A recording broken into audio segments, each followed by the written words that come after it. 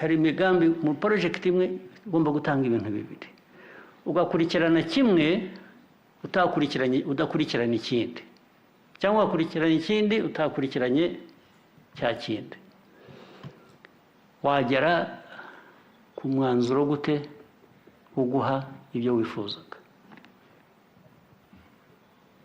Your Excellency, nibyo uko mwarimu bitwibukije n'igenamigambi ritanojeje kuko hakozwe part imwe ya irrigation ariko ugasanga twibagiwe ko hazabaho no gutanga amazi mu baturage mu mirenge no mu tundi turere twegeranye. Burya rero mufitemo no kwibagirwa ibyo nabyihoreye atari ibyo bibitirira muze kubyivugira. Umuntu yibagirwa ate? Mwibagirwa mute? Abayobozi mwakwibagirwa mute? Kuvuga ngo nibagiwe gushyiramo ikintu kijyanye no guha abaturage amazi. Byashoboka bite kuba hari projet iri aho ireba abaturage irimo components barizo zose? Ni ukuvuga ngo niyiguma ari imwe mwajya kugira ikintu mwibagirwa ibyo ari byo byose.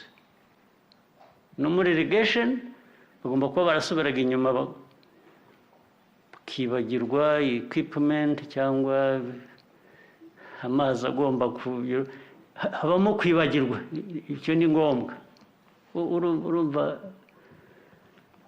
meya ibyo muvuga nibyo bijyanye mu byo mwavuze mutazasubira mwafashe ingambi nshya. Ubwo icyo cyo kwibagirwa kizavaho cyangwa cyo kutavugana. Abashinzwe ibintu bitandukanye bijyanye na projet imwe ifitemo ibintu byinshi igomba kuzuza, ubwo mwavuye hano naho mugiye kuvugana ibintu ntarabona mu myaka 31 ishize.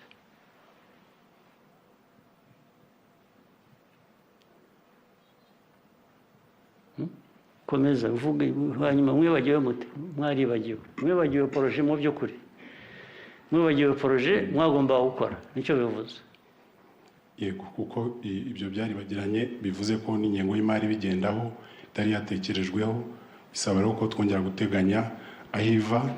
Ariko nyakubahwa Perezida wa Repubulika nko mu bivuze koko kutavugana mu byo twinenze inzego zose zihuriye kuri uwo mushinga ndetse no gushyiramo n'umuturage agatanga ibitekerezo bye. Ubu ibi mwabimenyeye hano aho iminsi mumaze hano ntabwo mwari mubizi? Cyenda kubwira ko mbizi imyaka 30 ishize. Ubu mwaraje hano muraganira nibwo mwabyibutse ko ibyo bigomba gukorwa. Ubu mva hanizeye ngo ubwo mwabiganiriye mukabivuga noneho koko bigiye kuba. Ni ukuri gute se? Mu byo twinenze ugiye kumera nka bya bindi nababwiraga akora ikosa mu gitondo akarisabira imbabazi bwajya kwira akaba yarisubiyemo. Tubigira intego ndagufata ku mugoroba rwose wibagiwe ibyo unyemeza ko mugiye kubihindura. Ntabwo rirenga ntabikubwiye.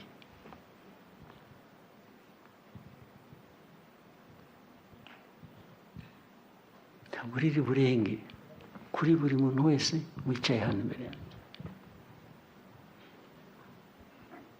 Mufite ikibazo mukwiriye guhindura vuba na bwangu ku buryo butandukanye no guhora musubiramo gusa musaba imbabazi.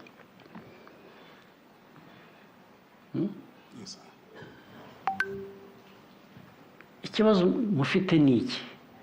Hari ukwibagirwa, noneho hari kwibagirwa byinshi muri rusange, ariko hari no kwibagirwa icyo wagomba gukora, ariko noneho ukibagirwa n'uwo wagomba kugikorana nawe.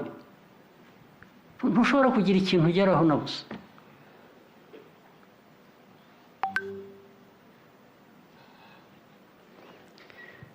Ibyo nabyo bituma wowe hari icyo wongeraho mwari muri he byagiye kuba muri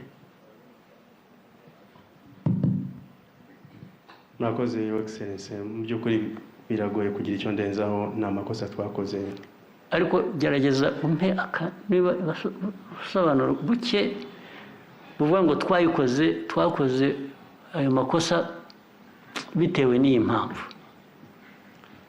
Your Excellency ngira ngo ikibazo nyamukuru ni ukudakoresha uburyo bwa multi-sectorial approach kuri iyi mishinga minini tukamenya uruhare rwa buri rwego tukuzuzanya mu guhera mu nyigo no kubihuza nibyo ibyo biberaho iki kibazo ni iki ni amakosa yacu Your Excellency kumva kwiharira ikintu cya rusange ukakigira umuntu umwe gusa biterwa n'iki ni inyungu muba mufite muri ibyo bintu mugira ngo mutazisangira n'undi mwagomba gukora bibiki ikibazo kibiki. Your Excellency no by'ukuri ni amakosa yacu nk'abayobozi kandi nabyumvise ni amakosa ariko impamvu ndacyashaka buriya hariho cause hari ikibitera byo ni amakosa n'ibyo byo twabyumvikanyeho ariko hari ikibitera cyaba ari iki mwebwe abandi mwicaye hano muracyakora iki nibwira ko mwicare nibwira ko ari impamvu nyinshi. Impamvu ya mbere mufite imico mibi irimo n'ubwirasi kwirata mu mico mibi bizaba iki gihugu cyanyu muzagisenya muri ibyo ngibyo murabirasi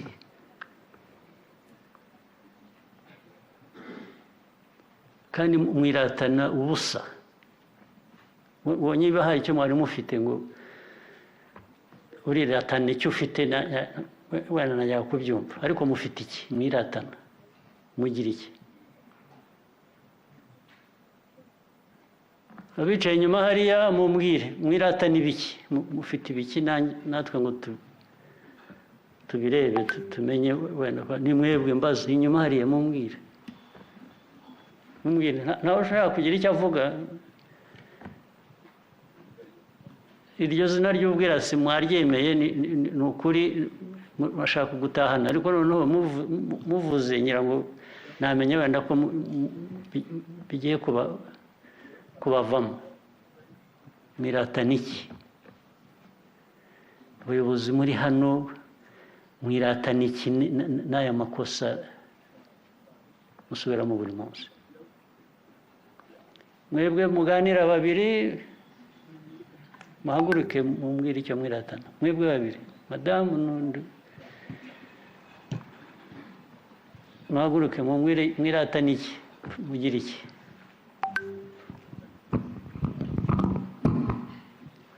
murakoze mu by'ukuri nta kintu dufite cyo kwiratana hari akazi kenshi dufite ko gukora kugira ngo dukomeze twubake igihugu cyacu mubuzwa n'iki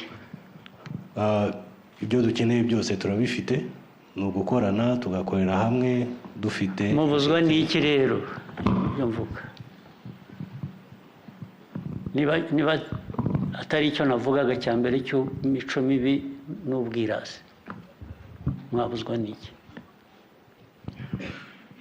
ntacyo mu by'ukuri ni ukugira guca bugufi tugakora dukorera abanyarwanda kuko ari igihugu cyangwa mukabireka mukajya mu bindi ntumwangize igihe cy'abantu mukigera mu bindi byanyu bibaha ikuzo bibaha kumera uko mushaka ntabwo tuzabipfa ariko niba mwemeye kugira ngo mugiye mu nzego z'ubuyobozi mugiye nta kuntu mwahunga kugira ngo mukore ibintu uko bikwiye kuba bikorwa ntabwo bishoboka ibintu ni bibiri murakora ibikwiye kuba bikorwa aho muri cyangwa se nimwumva ntacyo bibabwiye cyangwa ntacyo bibatwaye mwigira ahandi rwose mukora ibyo mushaka ku giti cyane muzaba muhura n'ibindi ahandi. Neza. Uwiba aziba, wenda agira ibyago bamufate afungwe, cyangwa muzakora ibindi andi marorerwa aho muzamwagiye muhure n'ingaruka zabyo. Ariko ntabwo mwajya mu myanya y'ubuyobozi ngo mujyaho muba abantu batumva b'imico mibi babirasi gusa batagira ikintu bakora. Kuvuga ngo project igomba guha abantu amazi, igomba kuzamura ubuhinzi n'ubworozi, ukavuga ngo mwaribagiwe. Ibyo umuntu arabyibagirwa. It's literally criminal.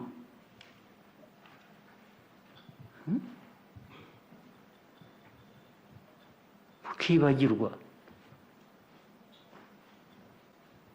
Mwagiyeho abantu bibagirwa ntibibagireho ingaruka. Madamu, bite? Narebaga mvuga muri aho muganira, nta nubwo mwumvaga n'ibyo umuntu ababwira. Ni iki?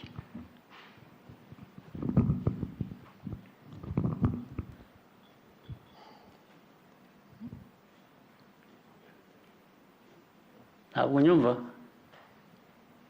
ko nareba kuvuga se unanijwe n'iki na mbere hose ko wavugaga. Nyakubahwa, nageragezaga gusemura ubwirasi icyo ari cyo. Yacyumvise cyangwa urakizi? Wamusemuriye ute?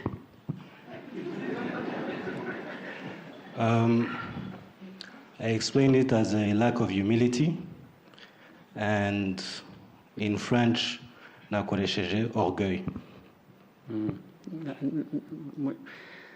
Kubera ko nzi iyo mico mibi mugira bitumye mbyumva no mu Gifaransa.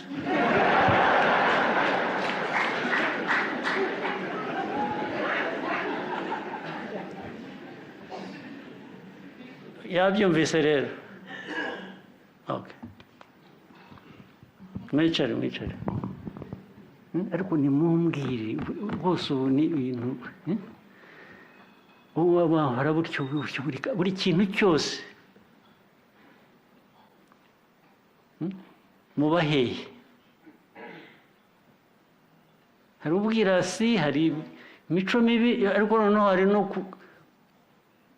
kwireba mu bintu byose n'ibya rusange, ugashaka kwirebamo gusa ukabigira ibyawe, ntibigere kuri rusange bigenewe. Nicyo bivuze. Imico mibi ituma n'ibyo muzi n'ibyo mwari mukwiye kuba mukora ushingiye kuri ibyo muzi bitakorwa. Iyo mico mibi abantu baranduramo bate?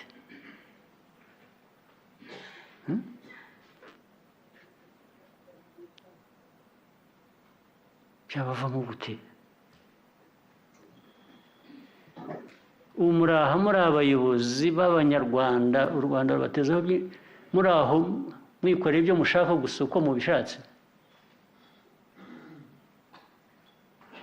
Ntawe uzababaza, ntawe uzabakurikirana, ntawe uzagira n'ibi mwavugaga byose mugiye kwinenga. Hari ikintu cyangombwa cyangwa ibintu byangombwa mutavuze. Ntabwo nigeze numva mu myanzuro muvuga ukuntu muzakurikirana kw'ibyo muvuye aho musezeranye bizashyirwa mu bikorwa. Ntabyo numvise, abandi wenda mwabyumvise.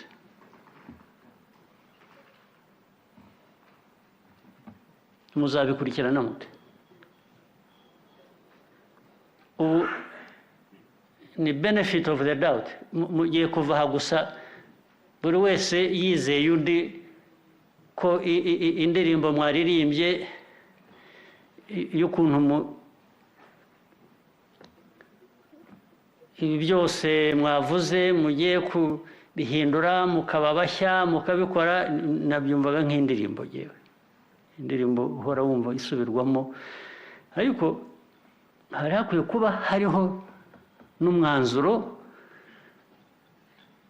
uganisha ukuntu muzasuzuma ko noneho ibyo mwasezeranye hano bigiye gushyirwa mu bikorwa muzabishyira mu bikorwa mute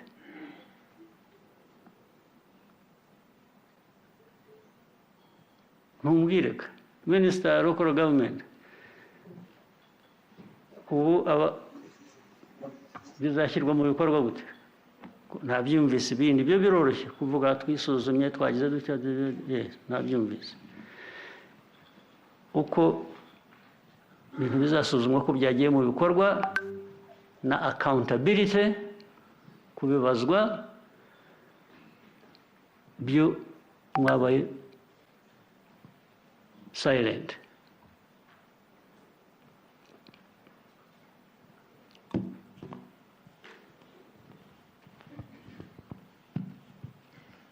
Your Excellency,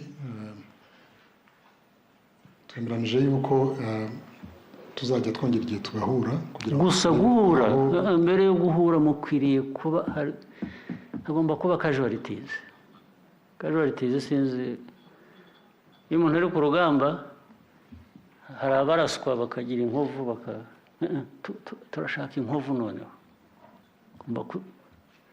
hagomba kuba casualties kubibazwa ukabisubiza ntabwo wa blocking umuntu umwe cyangwa babiri ntabwo ba blocking project ikwiriye kuba iha abantu ibihumbi 6 10 amazi cyangwa gusa kubera ko umuntu yibagiwe ariko murabyumva uburemere bwabyo cyangwa niho muheraga niho ya mico mibi mvuga nta nubwo mwumva uburemere bwabyo umuntu agahagarika project igahagarara yagombaga kuramira abantu ibihumbi bikaba biri nomo ni ibintu bisanzwe wa musore nibagiwe then ugakomeza Your Excellency turakora implementation plan igaragaza inshingano za buri wese ku buryo tuzabikurikirana igihe tuzongera guhura tuzaba tureba aho tugeze atari ukongera gusubira ko maze kurambirwa n'amagambo yanyu n'amasezerano promises mutanga zitagira ikintu zivamo muzabikurikirana mutagira ikintu mukurikirana umunsi ku wundi hari n'ibyo mbona ku social media abaturage batakamba nka telefona abayobozi biba bireba nkabaza mwabibonye nkabohereza nkabakopinga nkabaha nkabaza mwari mubizi bibaza akambwira ngo ntabyo yarazi kandi biri mu karere urimo biri mu murenge urimo cyangwa ukwiriye kuba ukurikirana kugira mu nshingano zawe mukurikirana ibyo mukurikirana mu bikurikirana ryari Minister Excellency twiyemeje ko tugiye gushyiraho gahunda mukurikirana ryari imyaka ingahe ndiho mbasubiriramo mvaha gusa nizeye kubera ko mwabivuze ko bigiye guhinduka experience y'imyaka 10, 15, 20 ibingibi biganirwa bitahinduka byizera uyu munsi gusa kubera ko mubivuze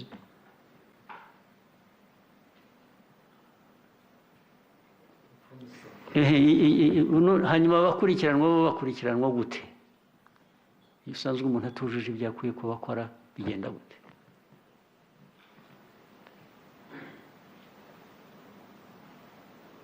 no guhera no kuri wowe ubu ninsanga ibyo umbwira uko mu promise mugiye kubikora mutarabikoze bizagenda gute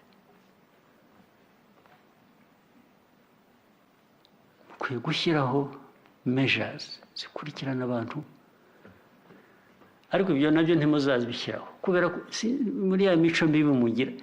Erega n'umuntu akora ikibi mukireba musa nkaho nta sinzi kabisa, ariko byaba umuco bikaba muri wese, n'ikibi gikorwa abantu bakireba ntihagire uvuga ati sigaho.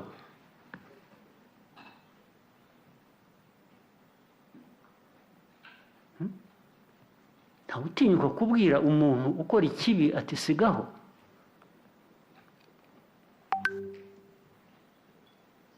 ubu nirirwa buri munsi ku wundi nirirwa mbaza byagenze gutya, umuntu yagize yabyangije kuko ntiyaribagiwe cyangwa ntiyabikoze cyangwa yabikoze nabi cyangwa okay, hashize igihe kingana iki? Bakambwira hashize amezi 6 cyangwa hashize umwaka cyangwa hashize 2, hari bimara n'5. Nkabaza wewe wabimenye hashize igihe kingana iki? Ati kuko gatangira ntansubize n'igihe, akambwira gusa ngo kuko twaratinze. Ntabwo nsubiza ibyo nakubazaga, umaze igihe kingana iki ibi bintu bizi, wakoze iki? Usanga yarabizi, hashize amezi abizi, hashize ibyumweru abizi, ariko nta kintu yakoze. Haba no kuba yahamagara n'umuntu wakoze ayo makosa ngo yamubaze cyangwa amubwire ati wagize utya, habe na busa. Akabikora kubera ko nabimubajije, kubera ko nabimubwiye. Murashaka mwebwe igihugu kimeze gite? Murashaka kugikorera iki gute?